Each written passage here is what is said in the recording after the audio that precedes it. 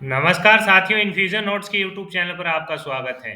आज का सेशन रहेगा साथियों 24 फरवरी 2024 इंडिया करंट अफेयर्स का। शुरुआत करेंगे साथियों सेशन की। पहला क्वेश्चन आपसे पूछा गया है, तीसरी जूनियर एशियाई ट्रैक साइकिलिंग चैंपियनशिप में भारतीय महिला टीम ने कौन सा पदक जीता है। साथियों मोस्ट इंपोर्टेंट क्वेश्चन रहने वाला है, आगामी प्रतियोगिता परीक्षा में आपसे पूछा जा सकता है।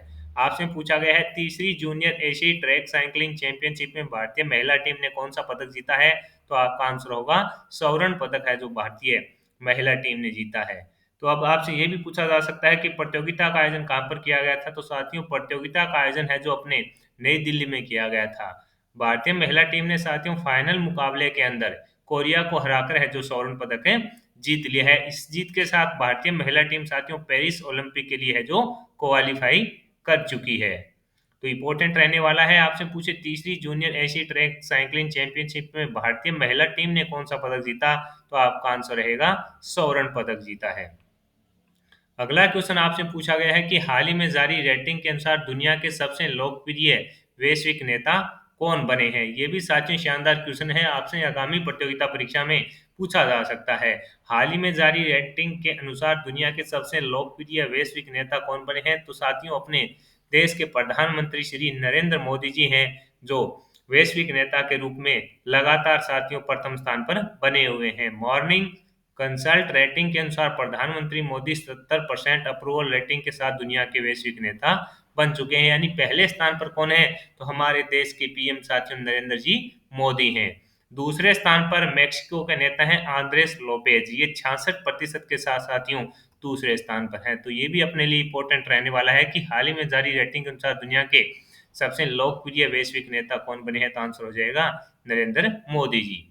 अगला क्वेश्चन आपसे पूछा गया है कि हाल ही में एआई में भारतीय स्टार्टअप को सशक्त बनाने के लिए IMPL एआई प्रोग्राम है जो किसने लॉन्च किया है।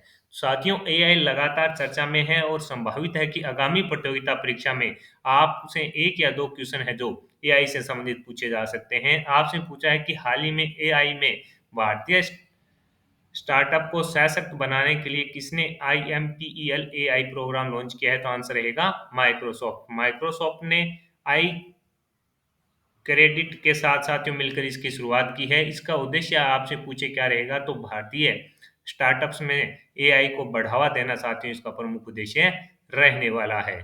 अगला क्वेश्चन आपसे पूछा गया है साथियों, सातवें Indian Japan act east forum का आयोजन कहाँ किया गया। नई दिल्ली में। सातवें Indian Japan act east forum का आयोजन कहाँ किया गया। तो आंसर हो जाएगा साथियों नई दिल्ली में इसका आयोजन है जो किया गया है। भारत और जापान के बीच साथियों सातवें स्तर की यह जो बैठक है इसका आयोजन नई दिल्ली में किया गया। अब ये भी इंपॉर्टेंट रह सकता है, आपसे पूछा भी जा सकता है कि सातवें इंडियन जो जापान एक्ट ईस्ट फोरम है इसके साथियों जो Indian Japan act east forum है इसका स्थापना कब हुई थी, यानी इसकी शुरुआत कब हुई थी। तो साथियों 2007 के अंदर इसकी शुरुआत हुई थी। भारतीय प्रधानमंत्री मोदी व जापान के प्रधानमंत्री शिंजो आबे ने इसकी साथियों शुरुआत की थी। तो अपने को ये याद रखना है, दोनों देशों के बीच साथियों आपसी सहयोग को बढ़ाना है जो प्रमुख उद्देश्य है। अगला क्वेश्चन आपसे पूछा गया है साथियों कि भारत के पूर्व क्रिकेटर लालचंद राजपूत किस देश की क्रिकेट टीम के मुख्य कोच बने हैं। भारत के पूर्व क्रिकेटर लालचंद राजपूत किस देश की क्रिकेट टीम के मुख्य कोच बने हैं। तो आंसर हो जाएगा यूएई। किस देश की। यूएई की जो टीम है साथियों उसके कोच बने हैं। इनका जो कार्यकाल है साथियों वो कितने वर्ष का है। तो 3 वर्ष के लिए साथियों ये रहने वाला है। इसके अलावा साथियों जो लालचंद राजपूत है 2007 में जो महेंद्र सिंह धोनी की कप्तानी में साथियों भारतीय टीम ने T20 विश्व कप जीता था उस टीम के कोच थे। और अपने को ये भी याद रखना है कि साथियों हाल ही के अंदर महेंद्र सिंह धोनी को आईपीएल का सर्वकालिक कप्तान है जो घोषित किया गया है। तो अपने लिए दोनों फैक्ट हैं जो इम्पोर्टेंट है रहने वाले हैं, आपसे पूछा जा सकता है। अगला क्वेश्चन आपसे पूछा है कि भारत सरकार ने अंतरिक्ष क्षेत्र में कितनी प्रतिशत एफडीआई को मंजूरी दी है।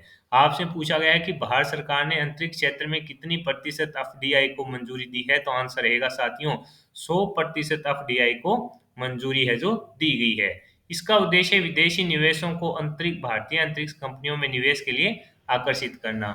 अब आप कहोगे साथियों की जो एफडीआई दी गई है 100% की, इसका उद्देश्य क्या है साथियों। भारत सरकार चाहती है कि जो विदेशी कंपनियां हैं साथियों वो अपने भारत के अंदर आए और अंतरिक्ष क्षेत्र में है जो निवेश करे, यानी अंतरिक्ष कंपनियों के अंदर निवेश करे। इसको आकर्षित करने के लिए साथियों जो ये एफडीआई है 100% देने की मंजूरी दी गई है।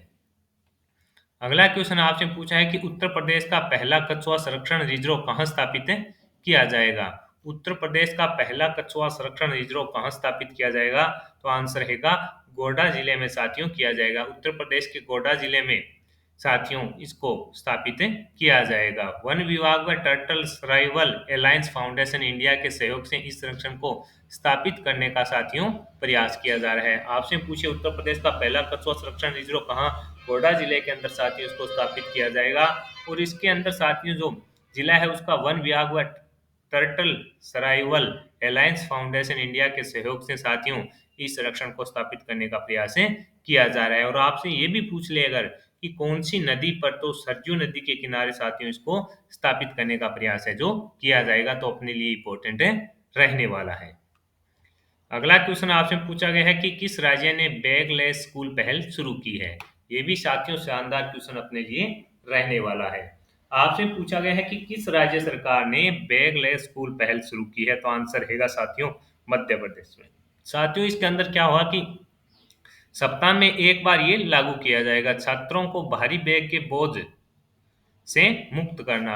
यहाँ पर साथियों बोझ कर रहना, भारी बैग के बोझ से मुक्त करना है। यानी इसका उद्देश्य क्या है कि साथियों अपने राजस्थान के अंदर भी नो बैग डे चलता है। उस दिन साथियों बच्चों को है जो खेल की एक्टिविटी कराई जाती है, अलग अलग प्रतियोगिता का आयोजन कराया जाता है। उसी तर्ज पर साथियों जो मध्य प्रदेश है वहां पर साथियों क्या है, बैगलेस स्कूल पहल शुरू की गई है। यानी उद्देश्य बच्चों का जो आजकल देखा होगा भारी बैग यानी होमवर्क और उनको जो काफी मिलता है, उससे साथियों एक दिन उनको थोड़ा रेस्ट देकर है जो एक्टिविटी कराई जाएगी, इसका उद्देश्य रहने वाला है। कहाँ पर, तो मध्य प्रदेश के अंदर है। और आगामी प्रतियोगिता परीक्षा में साथियों आपसे कन्फर्म ये पूछा जाएगा।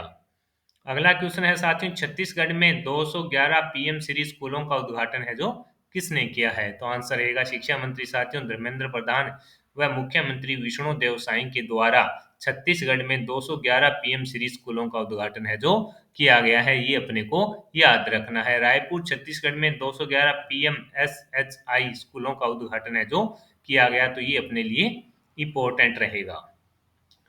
आगे बढ़ेंगे साथियों। अगला क्वेश्चन आपसे पूछा गया है कि एशिया का सबसे बड़ा जनजातीय महोत्सव समकक्का सल्लम्मा जतारे कहाँ शुरू हुआ।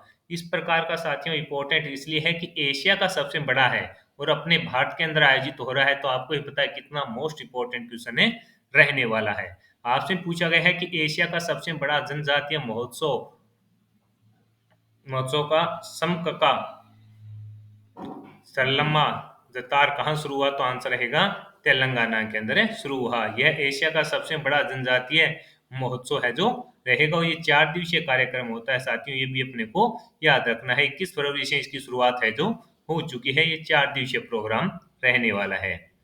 हाल ही में किस देश ने 5वीं पीढ़ी के विमान का सफल परीक्षण किया है, अगले क्वेश्चन पर अपने बात करेंगे। आपसे पूछा है कि हाल ही में किस देश ने 5वीं पीढ़ी के विमान का सफल परीक्षण किया है, तो आंसर रहेगा तुर्की।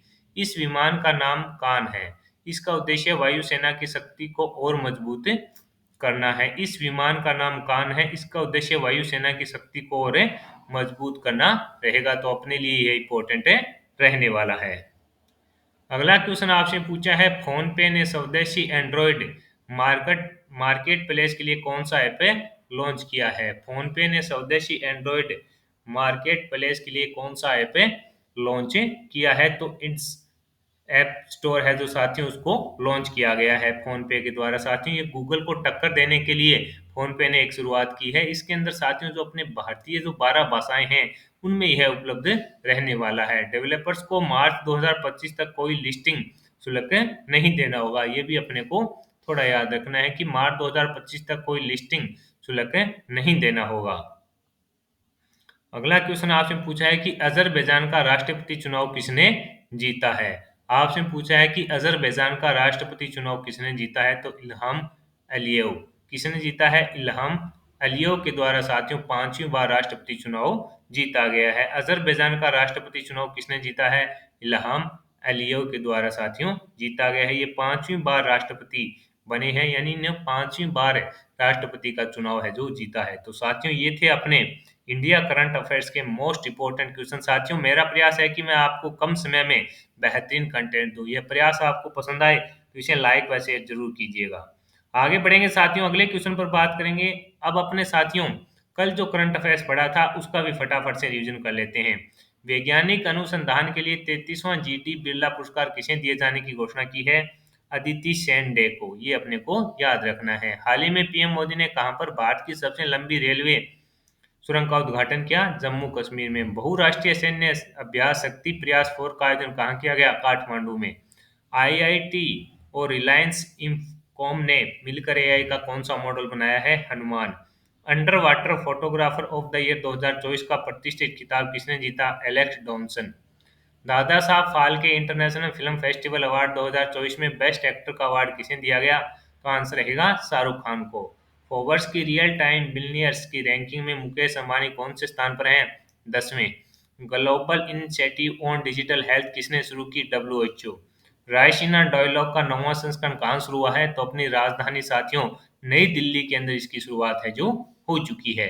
किस हो चुका है किस राज्य की विधानसभा ने मराठा आरक्षण बिल पारित किया? तो महाराष्ट्र। अंतर्राष्ट्रीय सौर गठबंधन में शामिल होने वाला 119वां देश कौन सा बना है? आंसर रहेगा माल्टा। हाल ही में इंडियक्स INDUS एक्स का शिखर सम्मेलन कहाँ हुआ? तो नई दिल्ली में। भारत और यूएसए के बीच साथियों इस शिखर सम्मेलन का आयोजन है जो किया गया। इसका उद्देश्य दोनों देशों के बीच साथियों रक्षा नवाचार करना रहेगा। तो साथियों इन फ्यूजन नोट्स के डेली आपको सुबह 6 बजे करंट अफेयर्स मिल जाता है इंडिया का।